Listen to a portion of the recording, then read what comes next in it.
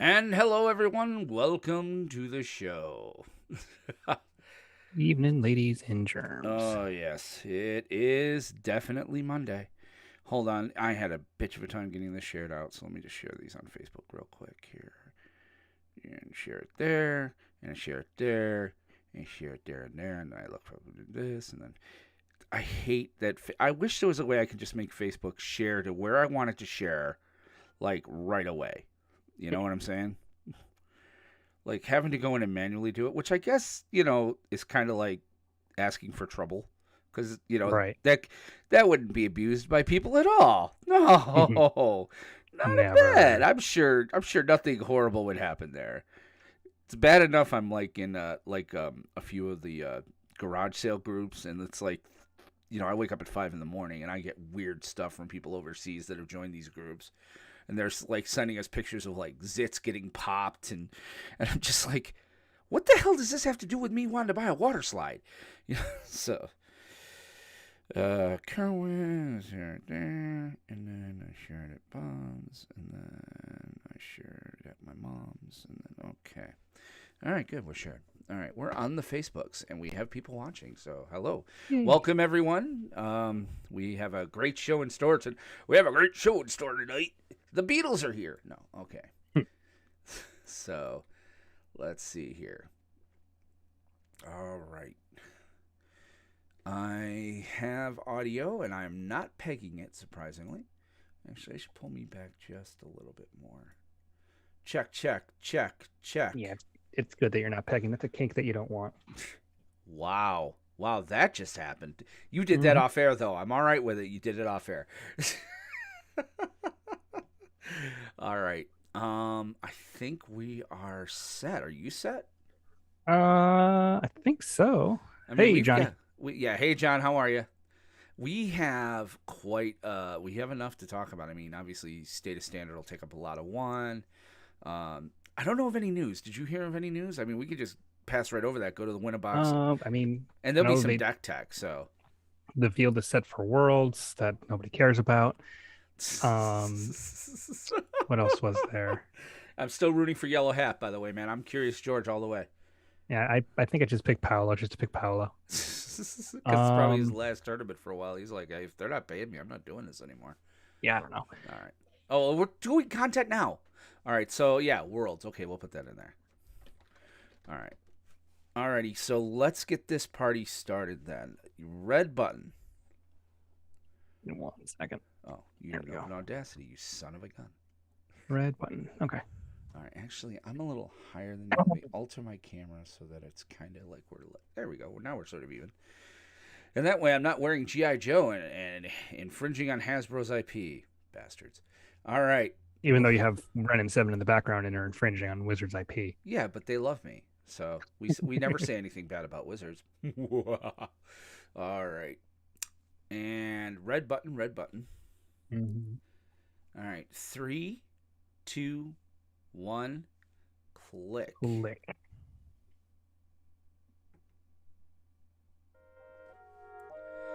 Greetings, salutations, and welcome to the PlanesTalkers podcast, a show by casuals for casuals. I'm your host, Will Benson, joined as always by my, hey, we took a week off, but, I almost won 3 games in a row last week, co-host Aramis Bros. Aramis, sir, how are you?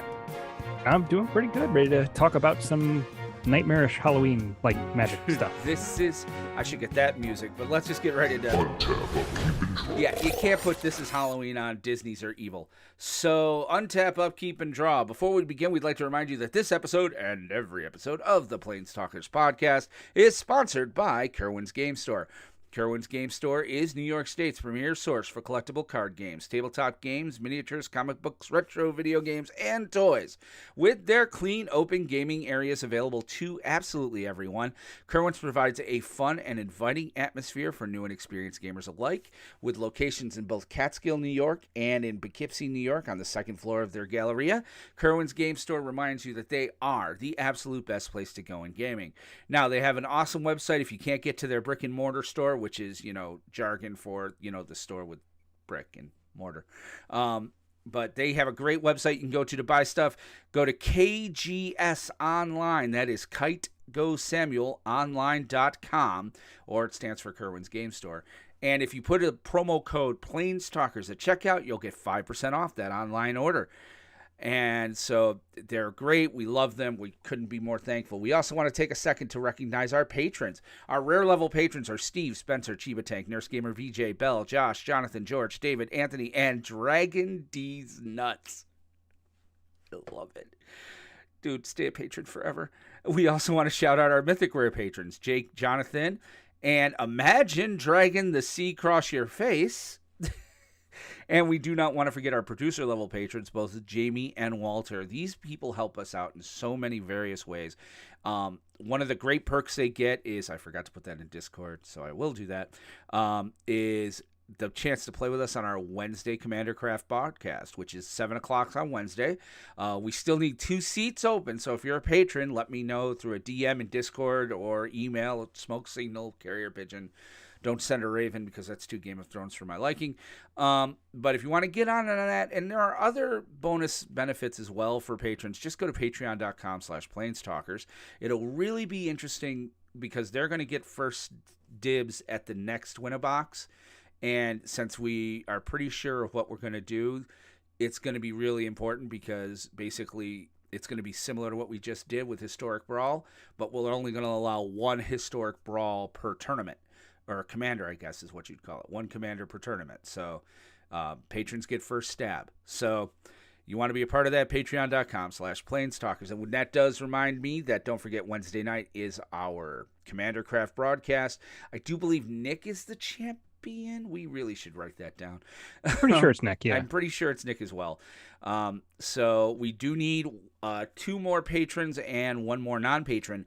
Let me know if you want to play. Also, we want to remind you that we are proud to bleed we are proud to bleed. I've got too much blood in my alcohol system. We're proud to be the flagship podcast for the PlanesTalkers network of podcasts. Our sister show, Cantrip Cartel, is launched. They're on anchor.fm/Cantrip Cartel, and you can download them on almost all podcatchers now, including Apple. Hit them up on our Discord. They have their own channel. They're doing really well. They're getting a really good response, and I'm very excited for them. Finally, we want to remind you about our survey. Go to survey.planestalkerspodcast.com. Let us know how we're doing, what you think of the show, and that would be great. So survey.planestalkerspodcast.com. We are still in Untap, though, and so I'm going to untap a Coke. That's right. I'm just drinking a good old Coke Zero Sugar. That's what I'm doing tonight. Just Coke Zero Sugar. That's all. Just Coke Zero Sugar.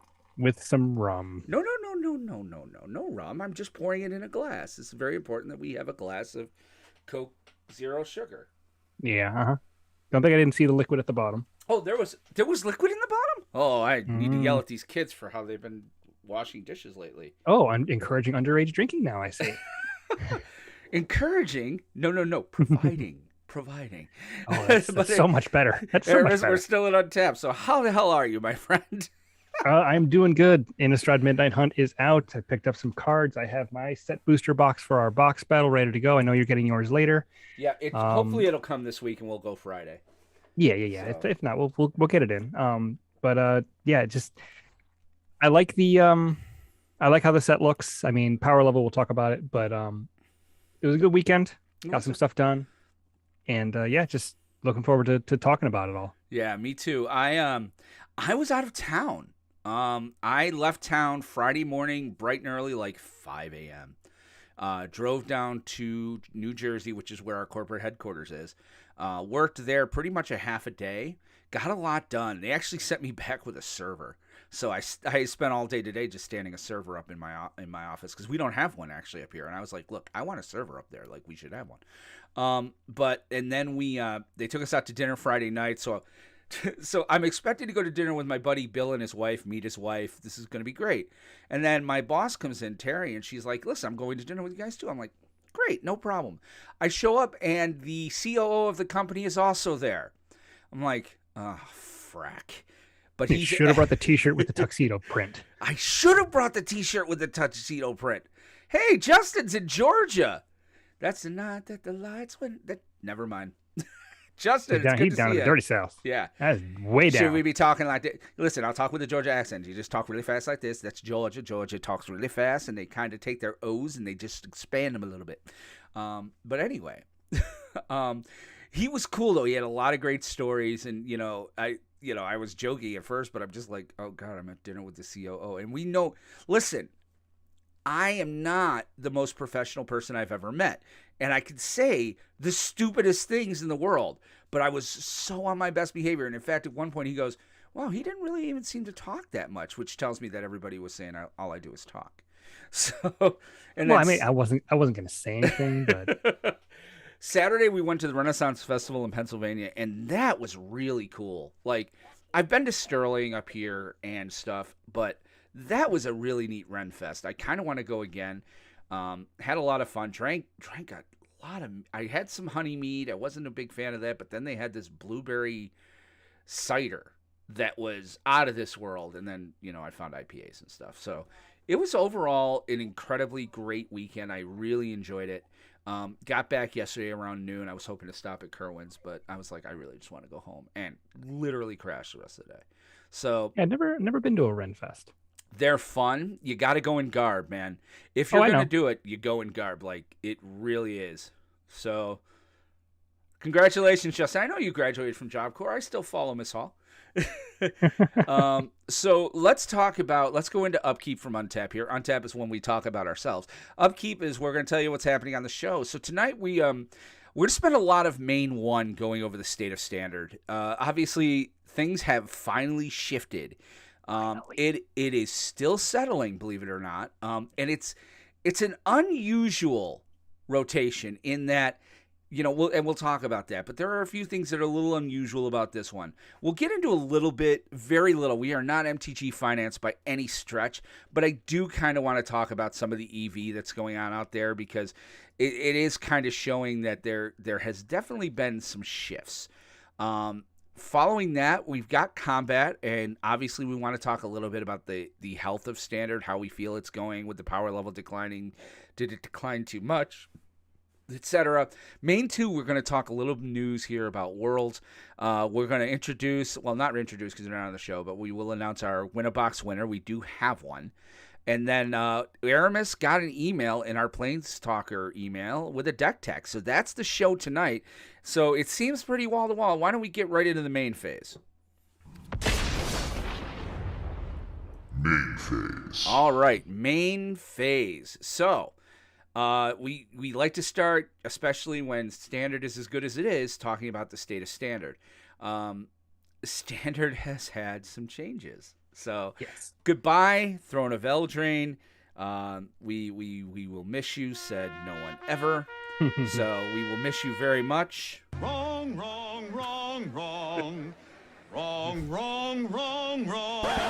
Okay, so in any event, Eldraine's gone, as is Ikoria. So companions are gone. As is, what was it? Ikoria, Eldraine, Standard 21, and Theros. Yes. So it's a very interesting Standard. So for the past year, we've kind of been previewing it and talking about what it's going to be like here. We saw it with Zendikar Rising, that some of the power level was a little lower. When we went into Kaldheim, I almost said Kaladesh. Again, we were talking like, wow, it's not making much of an impact in Standard because of the, Strixhaven, same thing. And then, finally with the last set that happened with the stuff and the game. Oh, Adventures of Forgotten Realms. And then finally with here, obviously with Midnight Hunt. They've kept it pretty well at an even keel, these 5 sets. So we're seeing a lot of shifting here. Now, we tend to look at MTG Goldfish for the rankings. And, I mean, their rankings are changing almost hourly at this point. What I looked at this morning and this afternoon were different, and looking at it now, it's different. So they're seeing a whole shift going on.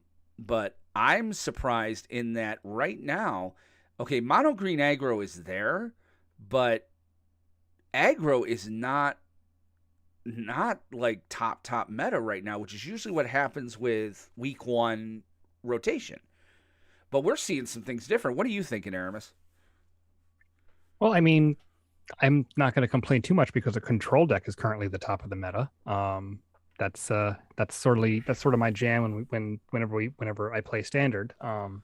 It's not the particular flavor that I'm used to. Is it control is not really where I would typically look to find a controlling deck. But it's there and it looks pretty nasty. Yeah. I mean, it looks like it's one of those decks that I'm going to counter everything you have until I get to Alrund's Epiphany. I'm going to cast it, possibly copy it with Galvanic Iteration. Hopefully, I have a Hull of the Storm Giants in play, and I'm just going to start bashing your face in with a 7/7. And that's just it. According to MTG Goldfish, it's sitting at 20%. I mean, it's way out in front. Yeah, I mean, it counters or blows up pretty much everything it can until it can start casting turn spells. Is it turns, basically what it is. And I think this is what we want to see. I mean, people are already kind of talking a bit about Alrund's Epiphany. They were talking about it before rotation. That Alrund's Epiphany, people hate turn spells in standard. They really, although there's really no other way to get them in any other format, unless you're counting Modern Horizons. I think the reason for this is somebody had mentioned this actually a couple of weeks ago, and it's relevant here. Back in the day, say like 97, 98, taking an extra turn wasn't that big of a deal. You got an extra untap, an extra draw, you got to cast in a couple extra spells, maybe get an extra combat, whatever. Not a huge deal. With the power creep that we've seen in the last, especially 5 years, taking an extra turn now, I mean, you have an extra activation on a Planeswalker. Yep. If that's in your deck, all of the cards now have incredible value when they enter the battlefield or when they do pretty much anything. You're not swinging with like Jackal Pups anymore. You're swinging with things that have like 3 different attack triggers, and they exile things. You cast stuff for free and what have you. So there's just so much more value and power involved in extra turns now that these spells are, I mean, as conservatively costed as Wizards tries to make them, I think it's getting to the point now where maybe 6-7 mana isn't enough. And to be fair, it is appropriately costed. I think a 7 mana, and it's not as broken as Nexus was. That was a 7 mana, but also was like, it's coming back. Well, you mean you get a couple of birds plus the extra turn. It exiles, which is good because you can't recur it. Right. The foretells a little bit cheaper. It's 6 mana instead of 7. But if you're able to get to 8 mana and it's already foretold and you cast Expressive Iteration, you're taking 2 extra turns. You get 4 birds. Yeah. And yeah, I mean, like I said, it's weird in that a 6 and 7 cost extra turn. You're looking at it and going, I mean, it's not too expensive, but is it almost too cheap now? I mean, Galvanic Iteration, not Expressive Iteration. Galvanic, yeah. Okay, because I'm like, wait a second, that doesn't seem to. Yeah, well, there's 2 different iterations in the deck. They're both in there. No, it's. I think if we're gonna see a ban, and I hate doing that week 1. I get it, but it's already at 20%. I could see. I don't think so. The problem is it's in a control shell, and it's in a real control shell, not a tempo shell. It's in a real control shell. It's unusual that a control deck has taken the top spot this quickly. It does normally take a week or 2 for that to really figure things out. But in Arena nowadays, what do you? Yeah, but in Arena, the meta's figured out so much faster. Right. I don't think it's worth a ban. I mean, there's not a lot of ways. You can't do this at instant speed. Right. I don't think there's really too many ways to really cheat this. There's not a lot of ways to reduce how much it's going to cost. 6 is pretty much as cheap as it's going to get. Right. I mean, it's late game. If the aggro deck can avoid some of the various board wipes that this deck has, it can definitely get under it. It's good. I don't think it's worthy of a ban. It doesn't feel. Well, the fear like of it that. For me is the 20%, is the meta percentage. And again, this is MTG Goldfish, and they're taking an aggregate from various sources, including MTGO, which is 9 times out of 10 made of degenerate players anyway. But I mean, looking at the field, other than like maybe a Gruul Werewolves, or is it Dragons, and Mono Green Aggro, like I could see where this deck can can dominate. Again, we are talking about Sultai control sitting on top of the meta for 5, 6, 7 months here this past season. And I think I could see Wizards getting ahead of it if it stays this way. I think Worlds is going to be telling. I think if we see Izzet control in a lot of Worlds, yeah, they'll respond. I think it would have to be over 25% of the field. I mean, there's only 16 players. Yeah, so if say 5 people are playing Izzet control, 5 or more people are playing it, and it does well. That's the other thing. It could be high in the meta, power its finishes. Right.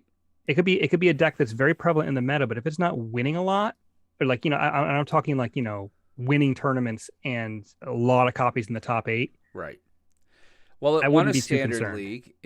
A standard league is not quite the same measuring stick. I mean, that's the other problem that we're running into. It's hard to gauge the strength of some of these decks because all of the events that are running right now, are at will events, and they're there's tons of them running right now. There's no real big, open field tournament that are really happening. I mean, they happen on Arena. But we're seeing them though. I mean, there are sponsored tournaments out there. But it's not the same as a GP. It's not the same as a Pro Tour.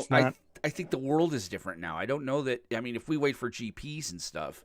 No, I'm just saying that it's harder. You have to look at this from a different angle than you would have in the past. Whereas if a deck 2 years ago was at 20% of the meta, we'd be screaming from the rooftops for a ban. Right. I could see it going, and I'm not saying right now. I think you're right. I think 5's the number at Worlds. I think 5 is absolutely the number at Worlds. If there are 5 is the number of Worlds, but it has to be 5. Somebody of those 5 has to win, and I think probably 1 or 2 more of them have to be like in like the top. I'm going to say at least 3 of the top 8. If 3 of top 8 are which with 5, it's a good odds anyway. But if 3 of the top 8 are this deck, if they are, because what it is this. It's the guys and people, I shouldn't say guys, but the people calling it, when they're so annoyed that they're recalling the same decks.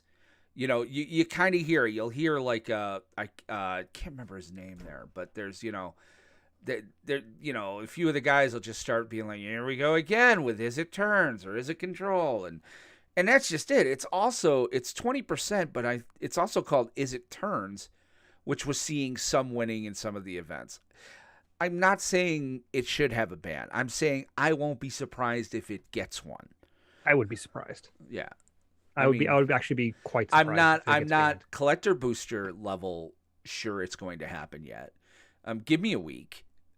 But I mean, because again, the fact that control's coming so hot out of the gate doesn't bode well for the meta, and Wizards absolutely needs this to be a good meta. They have to have it. There's an incredible amount riding on this year's meta. In that they've had such lousy metas the last 2 years, and we've also had a pandemic which has impacted paper. Now they've made a ton of money, and Hasbro's happier than a pig in crap right now. But I'm saying Wizards might be like, look, we are going to lose. Wizards is going to play more of the long game than Hasbro is, in my opinion. And Wizards will be like, look, if we don't have a healthy meta, eventually, like, we're going to lose people. We're not going to be able to do the things we're going to do. I would like to see this, what did John say, in the form of counters. Is it specifically as Prismatic Command, too, which is good against the Chariot? Yeah, because that's just it. It's the Chariot. The Chariot and Ren 7 combo is ridiculous. And I mean, that's kind of why I think the number 2 deck, the mono green aggro, you are seeing that everywhere. Now, I would be more likely to see, I think we're going to see a lot of mono green in Worlds. I do. That wouldn't surprise. Like, I think these 2 decks are definitely the top decks. Yeah. I think Izzet and mono green are sort of playing off of each other, sort of like the rock paper interaction. We need to find there needs to be a scissors deck. There needs to be a third deck in there that really sort of disrupts one of the other 2. I'm not sure that that's emerged just yet, but I know people are trying with Gruul Werewolves. I don't think it's there. Yeah, I mean, I put it this way. I don't think anything in standard right now is scary enough for a ban. Right, I would agree with that.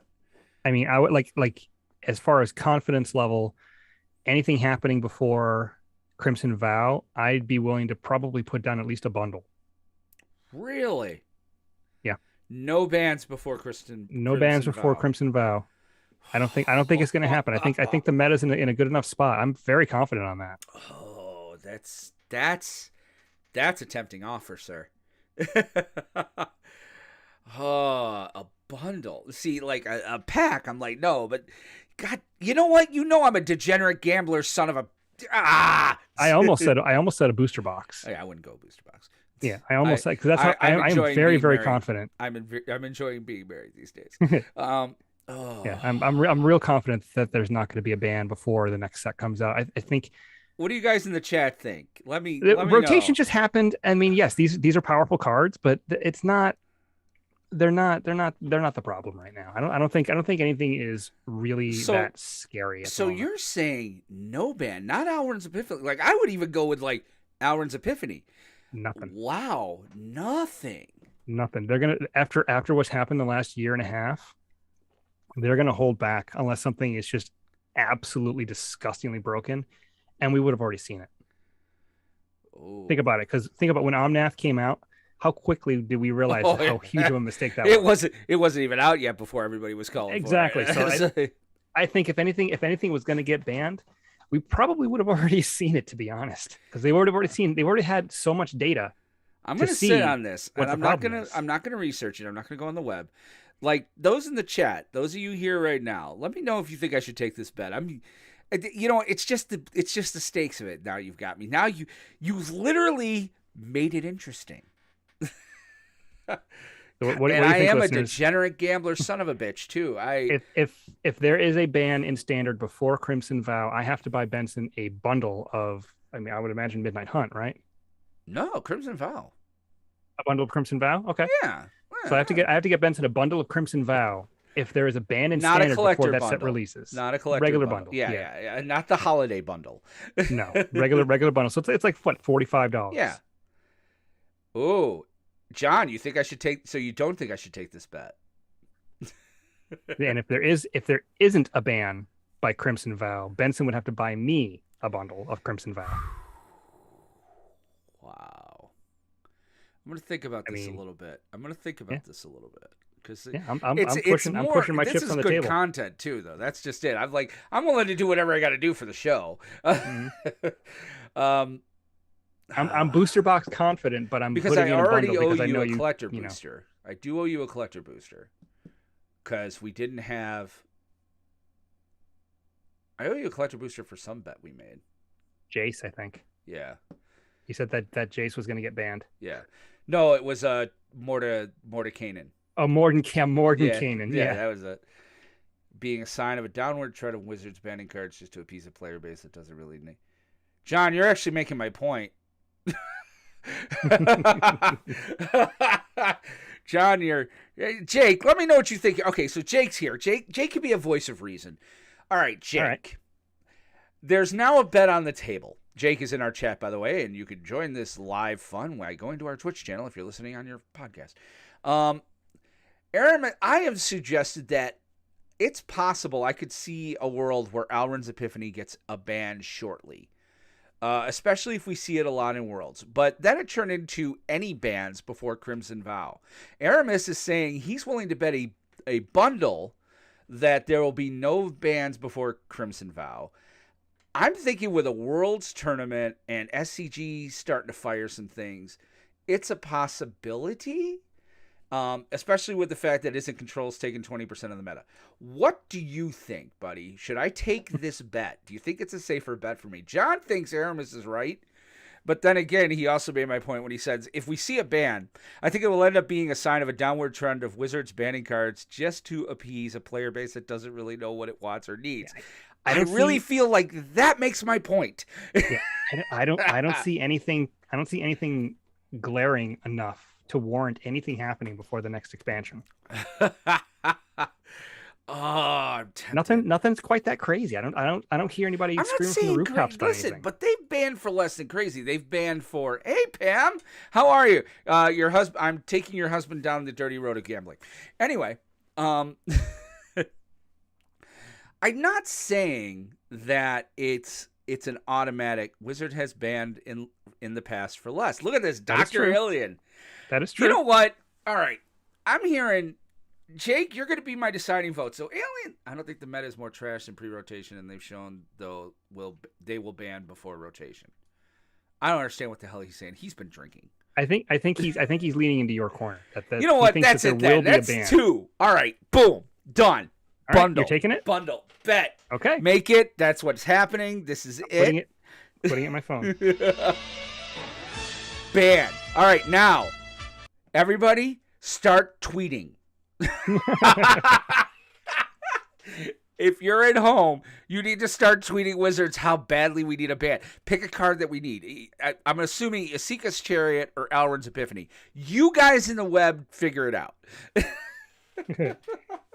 I could see Asika's Chariot. phone. A lot of people are calling like that's a ooh, Goldspan Dragon too. Goldspan's just a good red card, and red has absolutely nothing else. They banned Goldspan Dragon, and it's bye-bye red. Yeah, Goldspan's really good, but I mean, Renin 7 is a good deterrent, and there's a lot of really good removal in this set. Yeah. Yeah, So- it's the most broken card, but look at that being the most broken card as opposed to what was the most broken card before. Omnath, yes. Oko, Uro. Look at the ridiculousness Uro was that the they last had. really big Goldspan ban is that we all... not on that level. Uro was the... Yeah, but you know what? Fires of Invention wasn't either. Really, Fires of there were a Invention- lot Fires of ways Invention to work. was scary because it let you play free spells. It was free mana. Yeah, but it was still... You could, it was still fairly costed, and I that was an example of them banning because there were crybabies in the world. It was a mana doubler. It was a sneaky mana doubler, but it was a mana doubler nonetheless, and those have always proven to be really problematic. Now, Goldspan Dragon does double your mana, yes, but only for treasures. So unless you're going heavy treasures, it's a good solid creature either way, but it's not this ridiculous thing that needs to go away. It's not going to go in every deck. It has to be in a red or is it shell to be any sort of good. Right. I mean, let me ask you this. Can you remember a time where new standard didn't have mono red? You'd have to go back pretty far. I cannot remember a time. Like, they have I think nerfed red. Yeah, they've nerfed red very well. I cannot for the life of me remember a time when mono red wasn't sitting in the top 10 decks, especially post-rotation.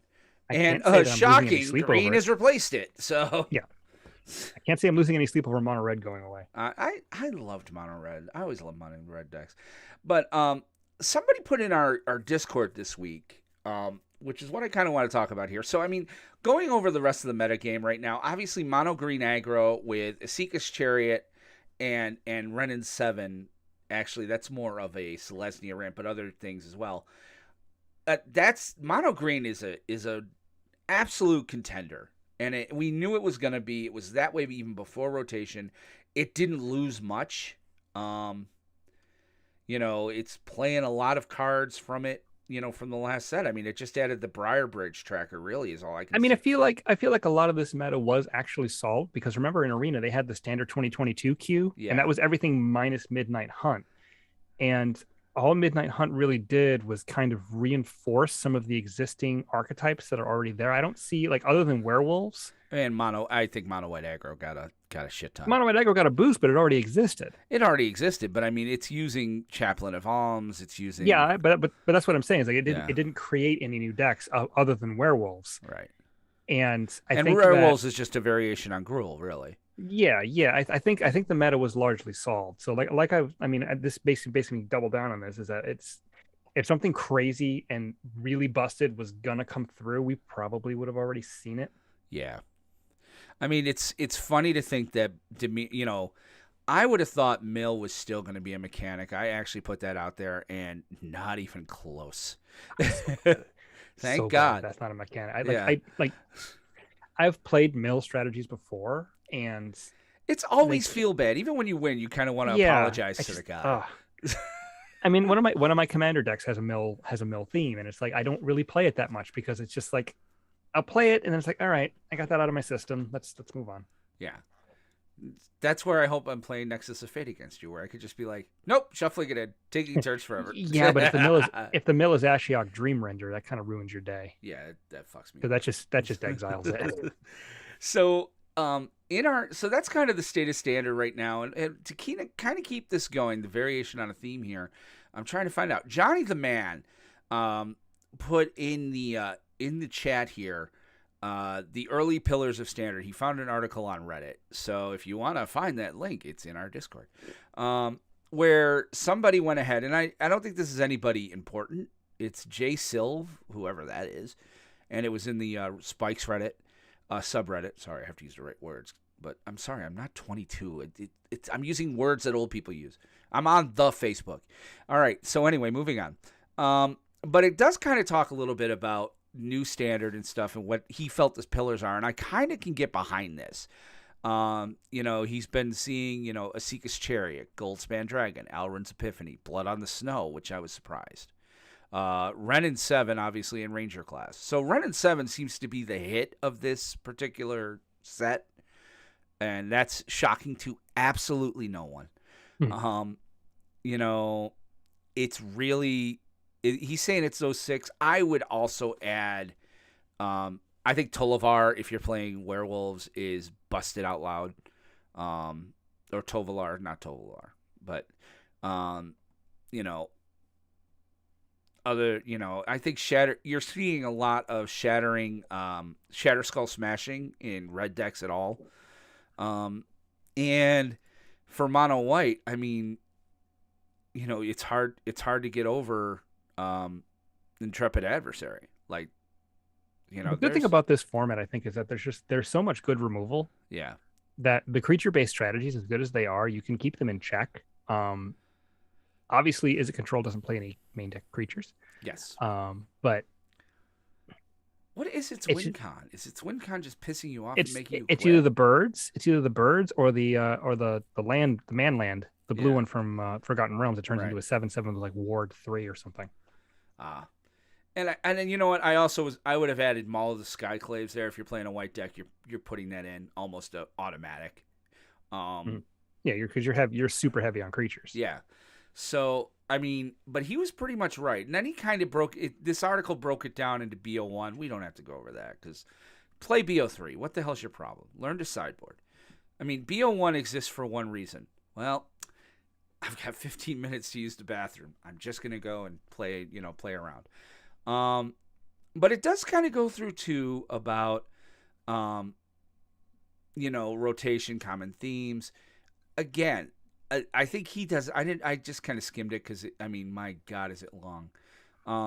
I'm still amazed that aggro, other than mono green, is not more. And again, no mono red is not a format here.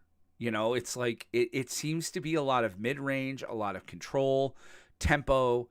Sultai has a ramp deck that's kind of floating out there that a lot of people are starting to kind of hip to. So Sultai ramp didn't go away with rotation. Great. Yeah. Well, it got Limrith, and Limrith he's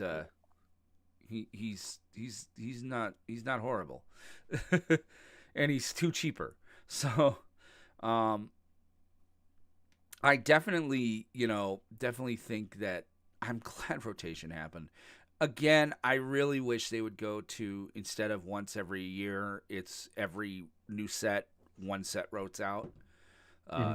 6 sets back, maybe, because I think that would keep the format fresh, and it would have got Theros and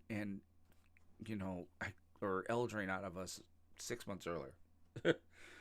But I'm not going to be PTSDing on that. So, what do you think? Like, what are your thoughts on this stuff? Part of it for me, look, I'm like you're saying, I'm just glad rotation happened. We were just so over this last standard for so long. Really ever since Ikoria, we've been waiting and waiting and waiting. Right. It's hard to believe that Call Time was at the beginning of this year. Yeah. It feels like it was forever ago, but that was in like January. Yeah, because standard didn't change.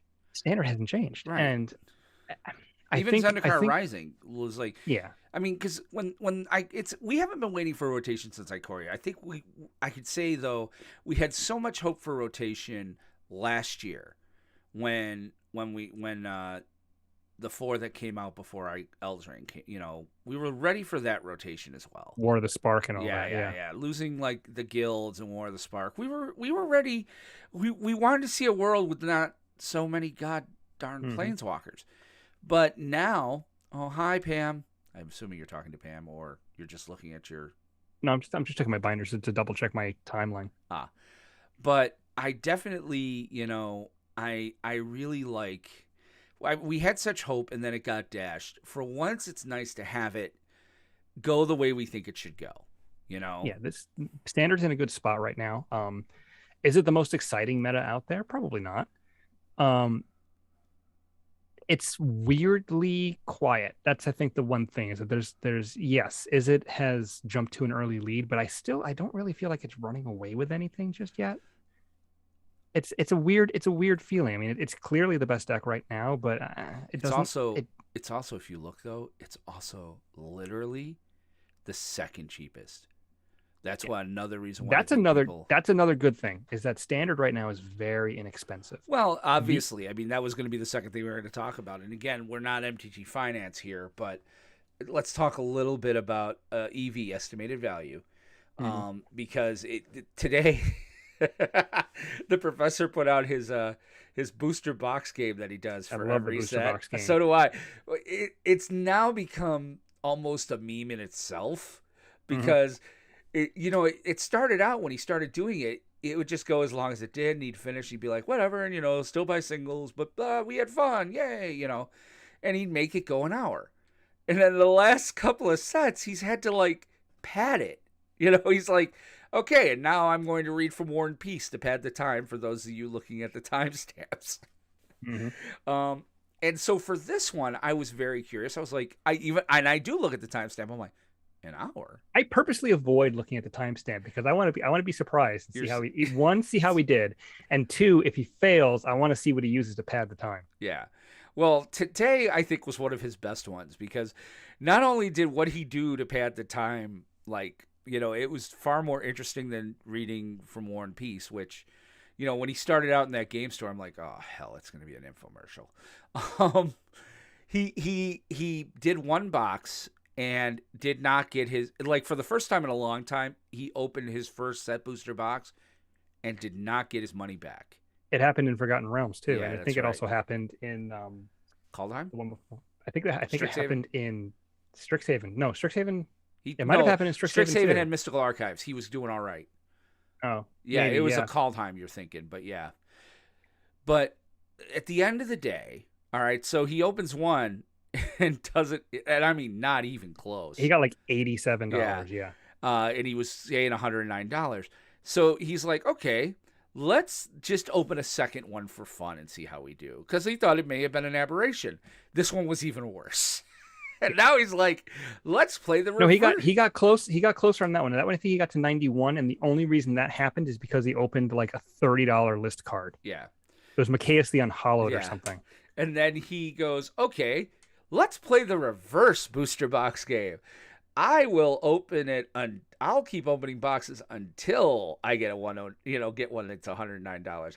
He opened 2 more, and he got to, I think, what was it, 103? And he's like, no, it's 109. Yeah. 103, yeah. He made that last one count. That was, I mean, it was very entertaining, but a little painful to watch because, like I was saying before, Standard is probably the cheapest it's ever been. Yeah. Because of all the different. I'm sorry, but when you can get, a borderless Teferi, and I open this, I'm like, woohoo! It paid for my pack. $12. Yes, it paid for my pack, but I would have liked to pay for the collector pack I bought as well. And I'm like, a borderless Teferi, and it's $12. Like all the various printings of the cards, all the various products that are out there. There's a lot of these cards in the wild, so there's just not a lot of value as far, like if you're ripping packs to get value, you're not going to be getting it from standard sets anymore. No. Unless you open some ungodly box that has 3 foil Renin 7s in it. I mean, I think the way you and I do it, it makes it more fun in that we're not just trying to get to an arbitrary number and make our money back. We're like, fuck making our money back. I'm beating you. I just want to beat you. Yeah, we make it a little more interesting, but I think it's a double-edged sword. On the one hand, it makes it easier to get into standard. True. On the other hand,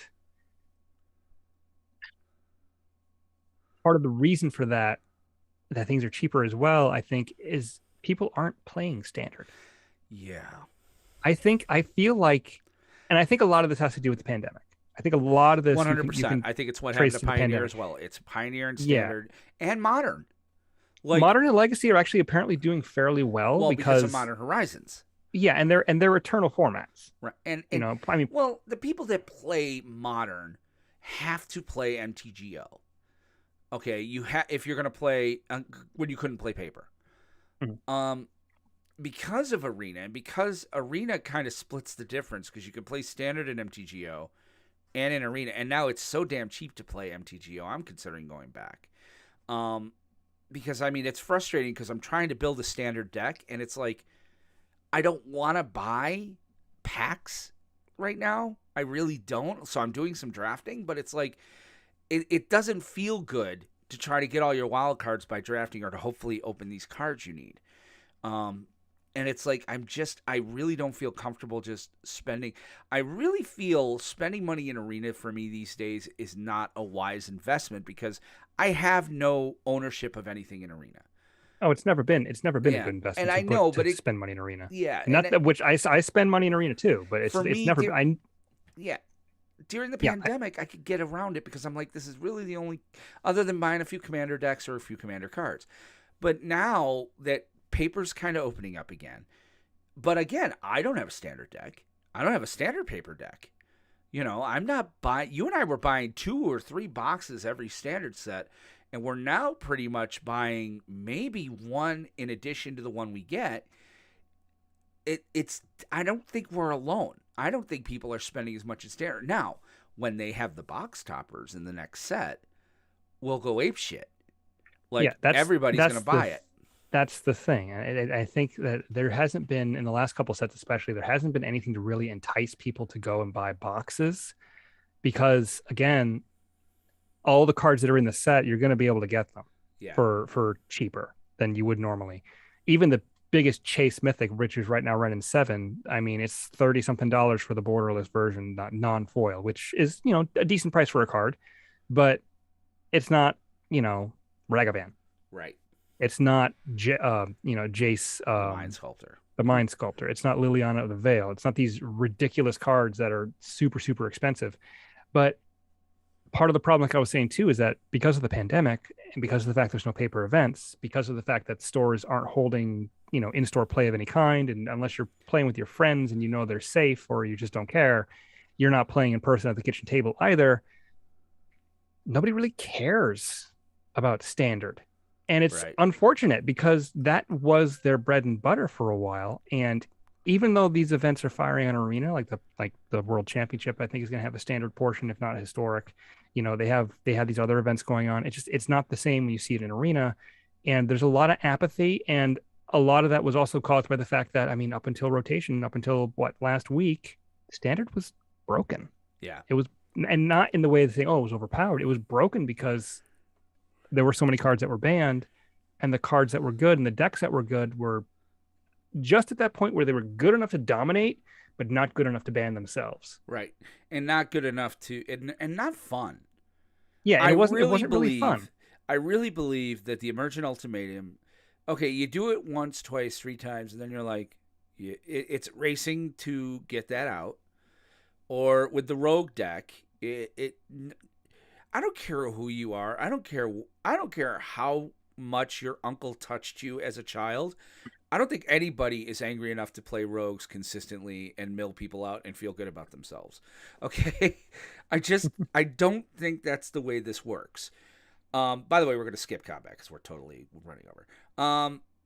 I feel like Standard, and I think we're kind of actually in combat already, but I think we're both in agreement anyway. Yeah, I think really that, so yeah, I'll just push the button to make myself feel better. There you go. Combat phase. I feel that I think Wizards, or by either design or just as it is, okay, because of the pandemic and stuff, they're kind of like, okay, we're just going to kind of hit cruise control on Standard for a while. We're going to power down the sets. We're going to make it a little more, easier to get back into, easier to play. But it's obvious they're focusing Commander. It's obvious that they're focusing on Commander these days. I will not be surprised if once we get real tournaments again, and they're already working on it, there's already Commander Fests and all this stuff, that I think we're going to see a GP type event with Commander. And when that happens, I think part of what we love about Commander dies. I really do, because it was kind of ours. It's like when you listened to a really great rock band and then your parents start listening to it and appreciating it with you. You're happy, but you're also like, it loses a little bit of what made it cool, if that makes any sense. Right. So, but I would like to see them do something with Standard. Obviously, I mean, we're a Standard podcast. We've been from jump. I for one am glad that there's more interesting topics to talk about with Standard. There's so much now that we can start dealing with. That's why we could push combat to next week, because there's stuff to talk about. It's gonna be an interesting thing, I think. But yeah, right now boxes are cheap. Especially if you buy a set back. Like, those boxes are going cheap. So, I mean, again, though, at this point, you should be, when you're building decks, you should, I hate to parrot the professor again, buying singles is your best bet, especially with Standard, because it rotates. Yeah. Now, I wouldn't spend money on Elrond's Epiphany right now. I wouldn't spend money on Asika's Chariot. Whether or not they do it before Crimson Vow, I would make an even bigger bet. I might go a booster box with Elrond's Epiphany does not see rotation. I feel that it will piss off enough people over the next 9 months that somebody somewhere is going to be like, we have to ban this card. Right or wrong, but I do think that's what's going to happen with that. But we won't make a bet on that. But I think Standard's healthy again right now. I would like I hope they're keeping a finger on the pulse of it a little bit. Yeah, they definitely are. Because I do think it can get away from us. I think, is it control? Here's the thing. Vampires are going to be a big part of the next set.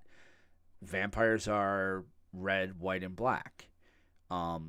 Red scares me with regard to, is it control? Black scares me with regards to Esper control. And black and white, I'm like, oh, this could go horribly sideways in the next rotation. And you add on extra turns with that. Uh-oh. So it'll be interesting to say the least. But let's go into main 2, because we're already at 50 minutes here, and let's hit main 2 and start talking a little bit of news. And I do want to give some time to the deck tech. Main phase. All right, main 2. So we do have some news. Why don't you talk to us a little bit about Worlds, Aramis?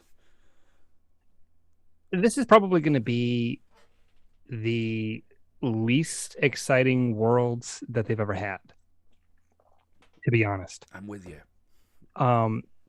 Last year was probably close to like top 3 in that regard as well, as far as just not being exciting, not really getting drawn into it. Well, because we were still mid-pandemic. We're still mid-pandemic. Yeah. I mean, we're not anywhere close to being out of this. It's so sad, and also knowing that competitive play doesn't really exist anymore.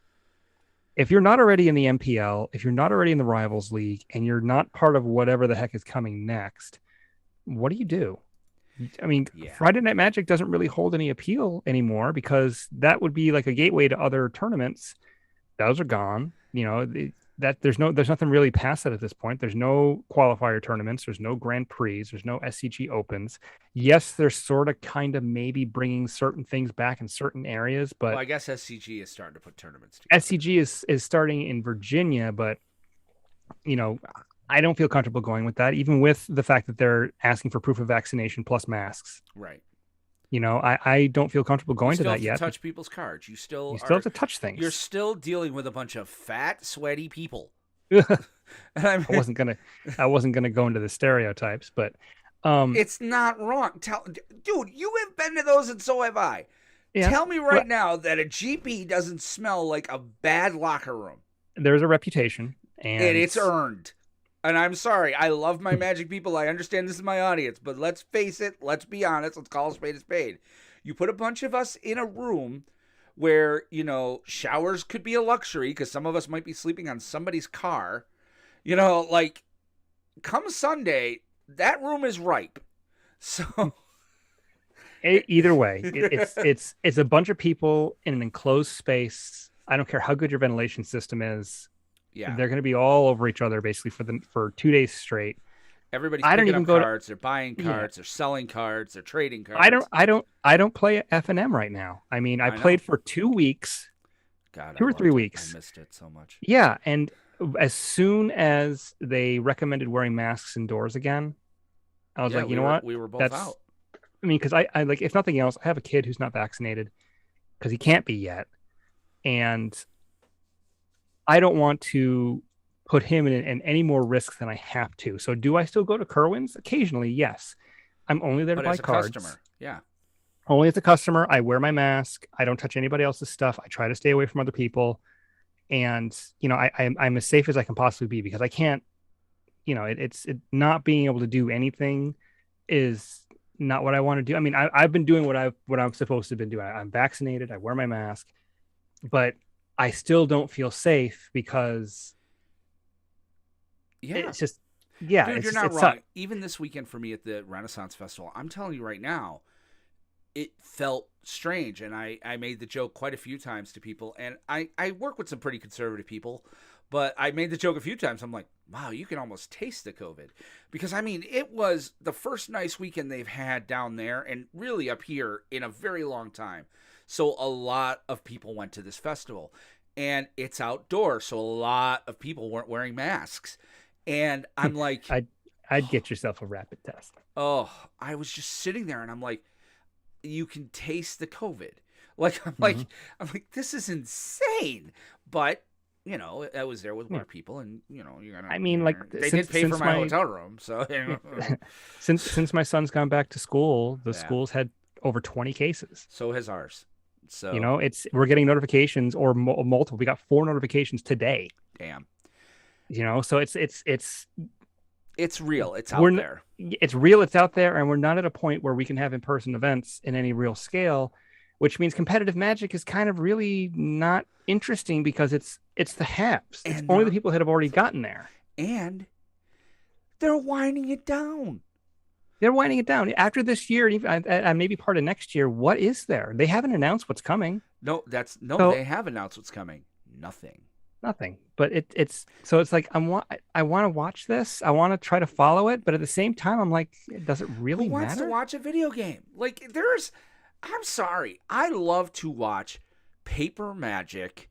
And there are people that watch Commander Craft, and one of the things they say to us is like, look at this, you're playing paper. It's like, yeah.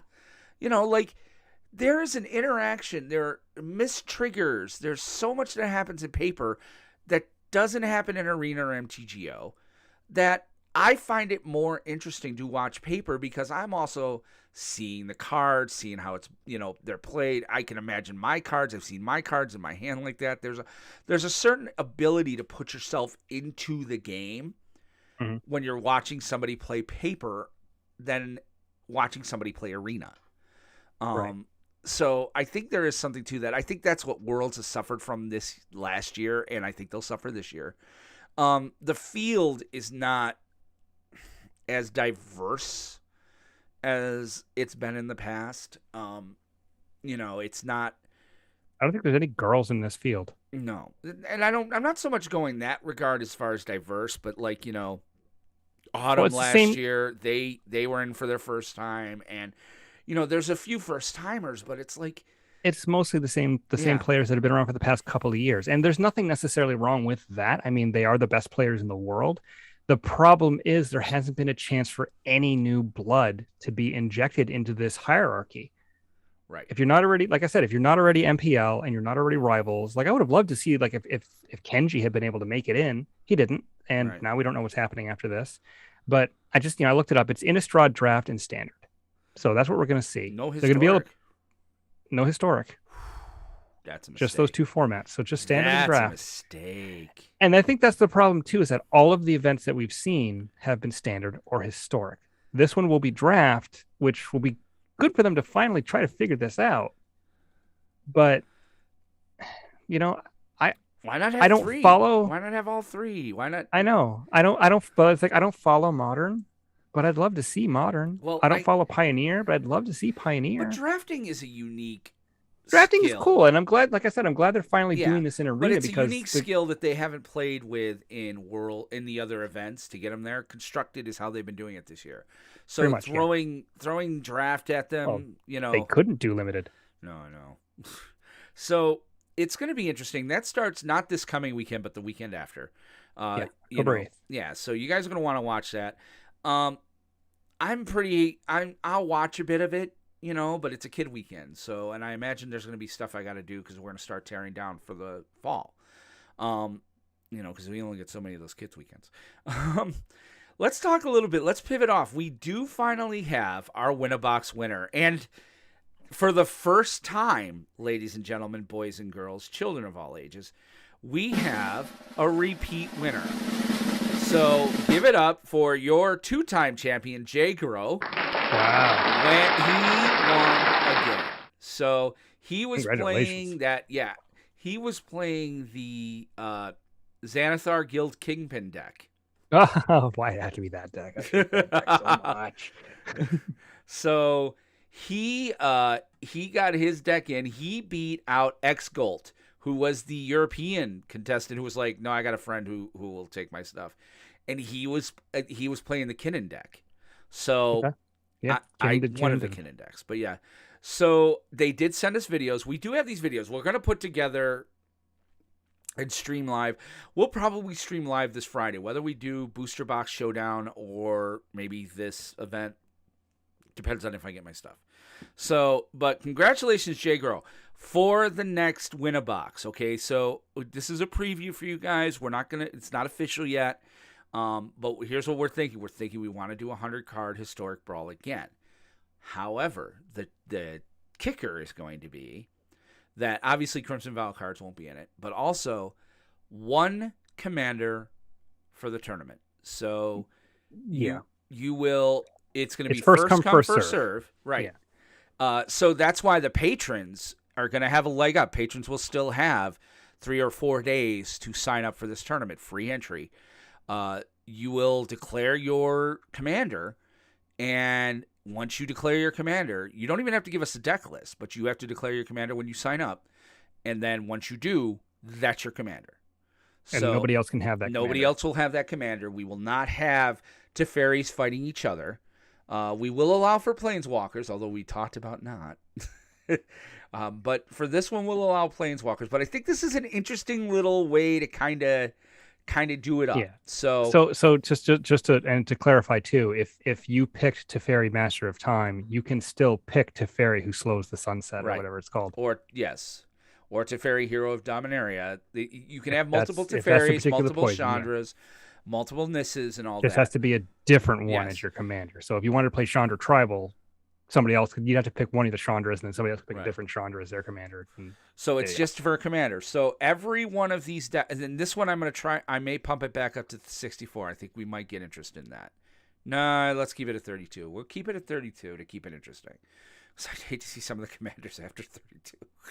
I'm playing Oswald Fiddlebender. Yeah, it's Morton Kanan. No. I've seen a Morton Kanan deck. I know. So it's annoying. So that is, be planning for that. So don't be sending me messages now saying, I want this commander. The sign up will go live for the patrons when it goes live, and then it's first come, first serve after that. Any level of patron. We're not going to say rare, mythic, producer, and all that. If you're a patron, you're in. So that will probably fire once we start previews. So sometime next month. Because I think Wait, they haven't started yet? I think preview season starts November, first week in November. Probably starts next week for all we know. No shit. But so that's going to be the winner box for that. But Jay Grow, I've already sent your information to Kerwin's. They tell me that they're going to get their stuff out to you. Let us know when you get it. Congratulations. Finally, our last bit here. So Wednesday night, we had a few people pop in at the end of Commander Craft, later in Commander Craft. Very excited. They had just discovered us. And one of them was, I can't remember their name here. Well, they're KN3TYK. They sent us an email. You got the email, right? It went to the Planeswalker or Planestalker. I just saw it at the beginning of the show. Levi Hensley. I probably shouldn't have threw their name out on blast. All right, but so he sent us a deck list using Tapped Out.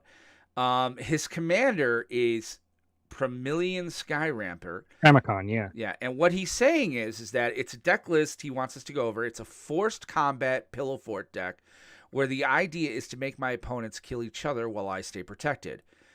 Thanks a ton. And then he asks if there's any way to notify him when the show is on. That'd be great. Loves to be a part of the community. Wants to play some matches. Wonderful. We'd love to have you, Levi. So I took a look at this deck, and I got to be honest. I've never seen this commander, and I've never seen this kind of I guess theory is the best way I could put it. You know, like this. Yeah. Pramicon came in Commander 19 precons. Whichever one was Jeskai, the one that took like instants and sorceries and stuff like that. Yeah. The Pramicon was one of the alternate commanders for the deck. Right. And people have been clamoring for a wall legend for a while. Right.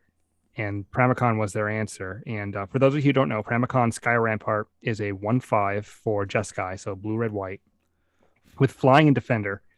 As Pramicon Sky Rampart enters the battlefield, choose left or right.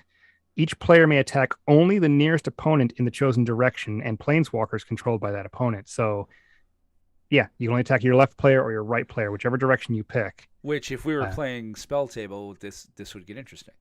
It would work. It would work really well because so if you're in the upper left corner, you can only attack the person either to your left or across from you. Right. And the way that his deck is working is basically making it so that if you're able to actually attack him, it's not feasible because you have to either pay a bunch of mana or do a bunch of other stuff before you can even declare your attackers to him. Otherwise, if the commander's in play and all this other stuff is happening, you have to attack, but you have to attack somebody other than him. Right. And in the meantime, he's just sitting back and watching the fun. Well, you don't have to. It says each player may attack, so I'm sure he's but there's a card. He's got a creature in here that Warmonger Hellkite that says all creatures attack each combat if able. Oh fuck! and then you pay 1 in a red. Attacking creatures get +1/+0 till end of turn. So this looks piss me off as hell. He's got a Mage's the Moat in here. Yeah, he's got Archon of Absolution. So he's got that Archangel of Tithes.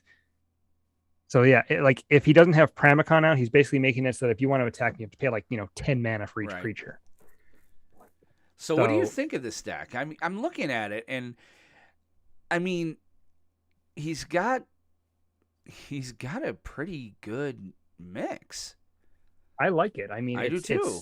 It's stalling. It sits back and stalls. It doesn't do anything like overtly aggressive to the other players. It just says, just leave me alone. Right. And, hit each other. And short of uncounterable board wipes, it could lock things down pretty quickly.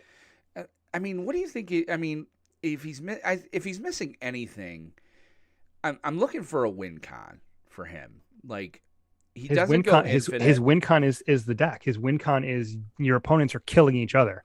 Right. And then by the time it's down to 2 players, his guys can't attack you because they're all either goaded or he has to pay 1 million mana. So yeah, he might cyclonic rift your stuff and then bounce it, or I if think the you attack him, Cyclonic Rift is, yeah. I mean, and he's yeah, got like the really good land base. I mean, if he manages to, if his opponents manage to attack him, he just settles the wreckage. right. I mean, he's got a few. He doesn't have any fetches. So, I mean, obviously, I'll sit there and say, oh, wait, he's got a Flooded Flood Strand. Strand. Yeah. Yeah. Um. And a Scalding Tarn. Oh, I didn't see the Scalding Tarn. Yeah, he's got He's fetches. got Signet. Yeah, I mean, he's doing. I mean, he does have Hall of Heliod's Generosity in here twice, so I'm pretty sure that's a typo. Yeah. Because that. Where's it? Norn's Annex. Yeah, this is the kind of deck that would be like, be prepared for. It's a deck that could make the game either stretch really long or end it very quickly because you're attacking each other for 75 damage. Well, I think his win count too is approach. He does have approach. Yeah, so he sits back and then eventually approaches. Yeah, I like it. I do too. He's Wrath of Godding. Yeah, I definitely. Yeah, I don't even know that there's anything I would give. I mean, he's Rustic Studying. He's got. I mean, if you could get, honestly, I mean, would he's playing a lot of the staples in all of the colors. Would Smothering Tithe help him? He doesn't. Well, no, it would, because he has a lot of things that's like pay one and a this to do this. He's got some activation costs, and maybe having Smothering Tithe would let him. I mean, maybe Smothering Tithe or Sphere of Safety to really double down on the pillow forting. Yeah. And I might throw Expansion Explosion in here just as a alternate, and a card draw. I just love that card. I really do. I don't think his deck really is looking for something like that. Ornamenting Escape. Yeah, he's got a bunch of cards that basically says that people can't attack him. See, I don't like the Martial Impetus. That's what I mean. Like, I would rather see something like an Expansion Explosion to help him maybe violate a counter. But also, like, because I hate Martial Impetus only because it's goading one creature. Well, I think it's basically there for like earlier in the game when there's maybe it's just the one big beater. Like if somebody drops like an Eldrazi Titan, you're like, yeah, that's not coming. Yeah, but I would think on a 3-drop, he's gonna want to hit a creature. I don't think he's gonna want to throw in a 3-drop, enchantment that's gonna hit somebody else who's got something on the board. I would almost think you're better off, because at a 3-drop he can also play his commander. So, like, at that point, I would think you'd rather have a creature out there, have a body out there, it also can be used as a bargaining chip. It's also a political tool, saying, "Hey, is that guy bothering you?" Boop. Yeah. But I was like, if I was going to switch anything out, I would switch Martial Impetus out for something like an expansion, just to kind of give you. Yeah, it's not the style of his deck, but it's also something they won't see coming, because it's not the style. They're going to be like when I played Tainted Pact on you the other day, and you're like, why is that in your deck? I'm like, because you don't see it coming. It's an alternate win con. Surprise! I was like, Expansion Explosion could allow him to end the game or counter a spell or do something to kind of, keep him a little bit, safer, I guess. I don't know. Something like that. It's a pretty straightforward deck. There's not a lot of... I like shenanigans. And you're playing blue and white. You should have some shenanigans. Oh, he's got shenanigans in there, just, not the typical ones. Yes. I mean, I love the Magus of the Moat, like creatures without flying get attack. Yeah. And if you think about it, there's not a ton of flyers out there. No. Maybe even throwing on the Shalai. Like, she might also be a helpful one, just for a 5-drop. Can't play Shalai. Why? He has green in activation. Oh, fuck, that's right. I keep forgetting about that with him. I mean, if he had Teo, it would give him hexproof, but or Wanderer, wouldn't let him not take any damage.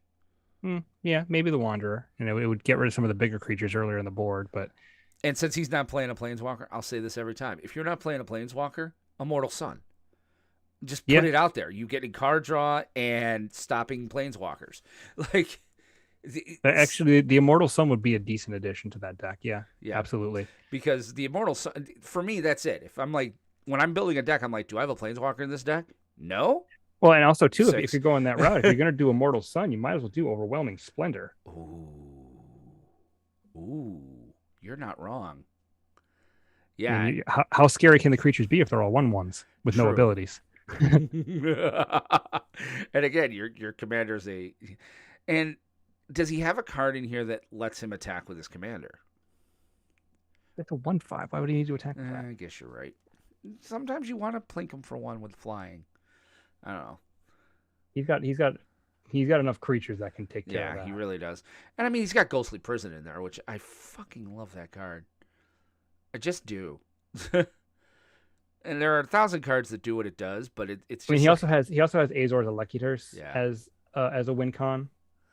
So Ooh, interesting. He's playing Dictate of the Twin Gods. double damage. Yeah, If they're not hitting me, they can hit you for twice as much. yeah. Well, what's great is that it's anybody at any time. Mhm. It's like everybody. How is that not in your other deck? Which one? The deck you were playing last week.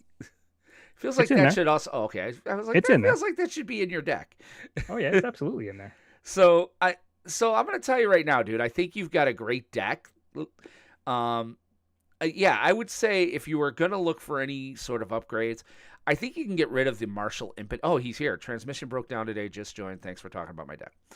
I would say I would take Martial Impetus out.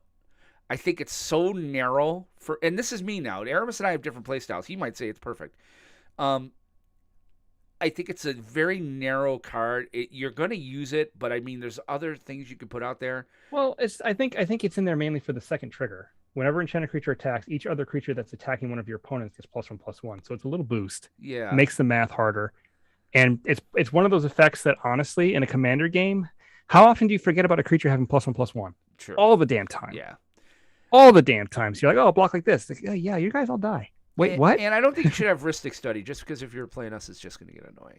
No. Yeah. I think if you're going to look for upgrades, you can decide what to get rid of, but definitely I think since you're not playing a Planeswalker, Immortal Sun is an auto include. It's card draw. It's adding addition. It's adding one. Doesn't it give everything 1/1? And Yeah, everything +1/+1. Your spells cost 1 less, and your opponents can't activate loyalty. Well, nobody can activate loyalty ability. and you get to draw another card. And you draw an extra card. All right, if you're not playing, which again with Approach of the Second Sun, if you have Immortal Sun out and then you play Approach, you're getting to it, a little bit faster. 2 turns faster. So I would also say just in the end, edhrec.com, look up Pramicon. Yeah. It shows you the top cards that are used in Pramicon decks. It shows you the synergies, like in a percentage, how well it synergizes with the deck. You can see what the average deck looks like. Dude, So there might be options in there that you haven't. Send us their stuff, yo. I know, but I'm just saying that's a great resource. And we offer some advice, but these guys have a lot of data behind it. They do a good job. Don't help yourselves. Ask us. We'll do it for you. And become a patron. No, but legit, I really like this deck. And yes, absolutely, we'd love to have you on a Commander Craft episode one night. So maybe not with this deck because you'll just piss me off. But mostly built from EDH Rec. Wanted players' opinions. I love it. No, I definitely, like I said, the only thing I would really auto include maybe Smothering Tide, maybe probably Immortal Sun. Yeah, the Immortal Sun. And I don't even know what it's going for these days. $25 somewhere around Yeah, it's a really good card that is good. It's $36 according to. It's worth it because if you're not playing a deck with a Planeswalker in it, you'll just put it. You're going to auto include it. So I definitely recommend that. And yeah, other than that, I mean, you're looking pretty good here, overall. So.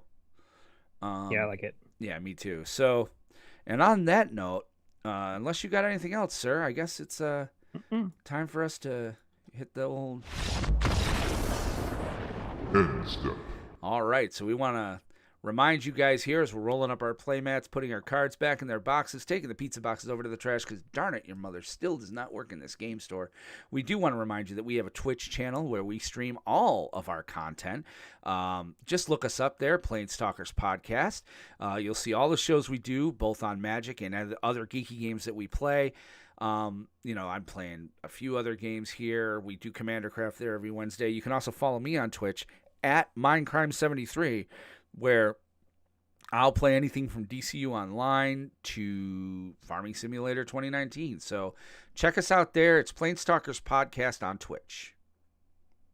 And if you want to interact with us in a more real-time fashion, like Levi did tonight, or some of our other listeners, go to our Discord. It's a great community. Discord.planestalkerspodcast.com. It's also the best way to join our Winnabox tournaments, the best way to, as a patron, let us know you want to play on Wednesday for Commander Craft. Really, it's like one-stop shopping for everything you need to know in relation to the show and to interact with us. We also do have a Twitter if you want to check us out there. We normally tweet when we go live. If you're, in the area near your computer or a podcast device and want to listen to us, or if you have like a suggestion for the show, we might tweet something out there too. At PlanesTalkerPod on Twitter. And don't forget, we have a Facebook at facebook.com/PlanesTalker. It's not PlanesTalkers because that was some loser airplane flyer dude. He took it from us. But we're facebook.com/PlanesTalker. Really, let's face it, if you're going there, tell your parents to go to facebook.com/PlanesTalker because they're really the only ones on it. And like and follow our page there. Don't forget, we also do a playcast on Wednesdays where we play Paper Commander live. Right now, it's open, to patrons until tomorrow morning. Tomorrow morning, I'll go into the Discord and say, hey, we need this many people. So we'd love to have you there. But even if you don't want to play and just tune in and watch, we play Wednesday nights around 7 Eastern time. You'll find that on our Twitch stream, on our Facebook page, on our YouTube page, on our carrier pigeon page, our smoke signal page. Just go there. We'd love to have you guys play too if you have a commander deck. So check it out. 7 Eastern, Wednesday. I went off script. And finally, if you want to send us an email, again, like Levi did, there are 3 email addresses you can use. The first one goes to both of us. It's podcast@planestalkerspodcast.com. If you want to email Will directly, his email address is will@planestalkerspodcast.com. If you'd like to email me directly, that is Aramis, ARAMIS, @planestalkerspodcast.com. And on that note, we want to thank you guys for listening and hanging out with us tonight. We will be back Wednesday for Commander Craft, and we'll be back here next Monday night with another big show, episode 116, probably talking about a roll-up to Worlds and maybe going over some of the more standard stuff that's happened. So we want to thank you for hanging out with us. Thank you for listening in your cars. And for Aramis Perez, this is Will Benson reminding you to always remember to leave some of your mana untapped because you never know when you'll need it. Take care, have a great week, and we'll see you Wednesday for Commander Craft. Bye-bye.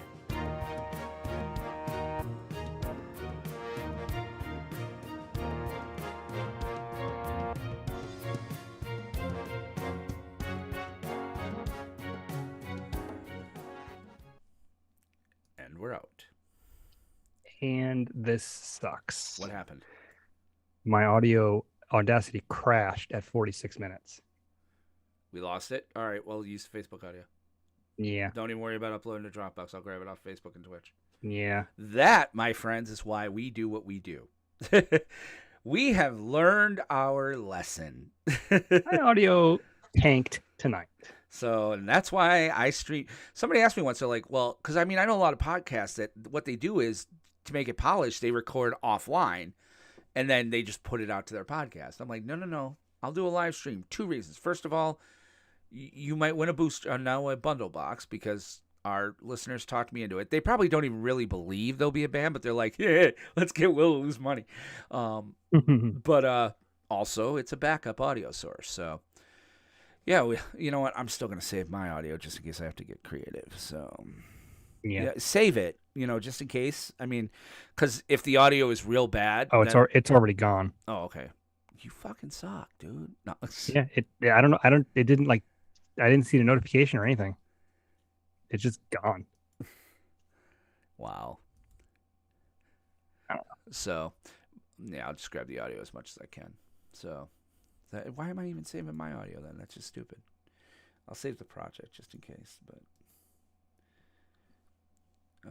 yeah, I am freaking wiped, dude. That trip killed me. What was this, episode 115? Yeah. So, yeah. What are you playing this week? Brand new deck. I'm thinking very seriously about playing the Undead Unleashed. I'm like, maybe I'll upgrade the Lana base on this, but like to be like, hey guys, Well, actually, I have the deck list posted in the deck list channel Oh already. yeah, that's true. You For what I'm usually playing. do. Yen Arcanum Weaver. Ah. So I think I might do this just for, you know what? I think it's a really good thing too. Like it's good content as far as, okay, what is it like when you roll up with a precon against people playing tuned decks? How bad do you get beat? Well, I mean, from what the professor said, the zombie one actually held its own. Well, we're gonna try it. This will be it. I really think game one I'm gonna play this. Shit, I gotta go buy 100 sleeves. But yeah, I'm looking forward to Wednesdays. Wednesdays should be fun. Levi, I hope you enjoyed it, man. Hope you get your transmission fixed. That just sucks. That's a big bad. Yeah. Well, I've got a bearing going in one of my tires. That's also not going to be a cheap fare. Yeah. And I'm just nursing the fucker. I'm just like trying. I don't drive the car anywhere I don't have to. But it's like every week you're like, maybe it'll hold out another 2 weeks, and I know what's going to happen. I'm just going to by the side of the road with my tire off. But yeah, you don't want to screw with that No, because that could happen when you're going 65 miles an hour. yeah, but then I go to heaven and meet Jesus. So Do you though? I do. No. All right. So we don't have to do any of this stuff. So we only got about 3 or 4 people watching us. So yeah, I'm really hoping that dude checked us out who I saw in the Walmart in New Jersey. I was like, all right, this is cool. And again, I realized after, I'm like, I'd found my cards last week, like our business cards. Why didn't I give him one? Like, I keep some in my wallet now. But again, what do you want to be like? Here, take my card. Guy, Yeah, like I don't know. the first time I went down to FNM when they reopened it, I handed out maybe 3 or 4 cards. Yeah, I'm looking forward to that. I'm looking for. I want to go back to FNM at some point when we got to get this freaking pandemic under control. Once I basically decided that once they say that you don't have to wear masks inside anymore. So spring. Basically spring, yeah. Once they reverse that particular, it's like because it's not a mandate, but they're saying basically suggesting it, and as long as they're suggesting it, I'm nope. Yeah, not going to take the chance. Or if Ollie gets vaccinated, if he's fully vaccinated, I'll consider it because at that point, at least we all have protection. I don't know. I would still. I mean, I'm all protected here. But I'm going to tell you right now, Wendy, this thing she's had in her chest, I mean, they tested her for COVID. Like, thank God it came back negative. But I'm like, I just went to New Jersey. Like, I'm like, holy shit, I went to a work event. Like, I will be an absolute... You should probably get tested just to be safe. No, but I'm more like, if she had it, I'm like, I just infected my entire team. Like, yeah. But luckily, she doesn't. But we still don't know what's wrong with her. But I mean, she's still like having trouble breathing, and she's like, it happens every fall. I think she's got a real bad seasonal allergy. Probably should be cutting a live stream at this point, though, too. Why? I don't know. That's personal stuff. Yeah, but it's okay. Like my wife's name is Wendy, and she has breathing problems. No, but we should cut it anyway because there's only 3 people. So we will see you guys Wednesday.